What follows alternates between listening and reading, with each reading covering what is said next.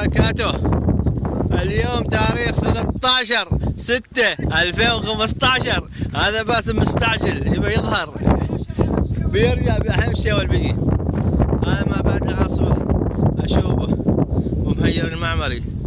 شوف ما شاء الله فيضانات برك مائية.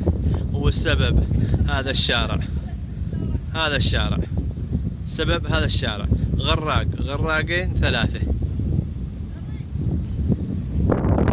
مثل ما ذكرت لكم. السبب هالشارع من 2014 شهر 11 لين ساعتك ما جهز، والبرك المائية.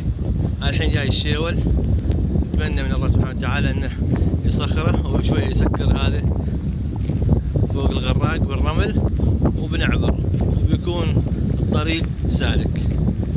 المفروض هذا يسووه قبل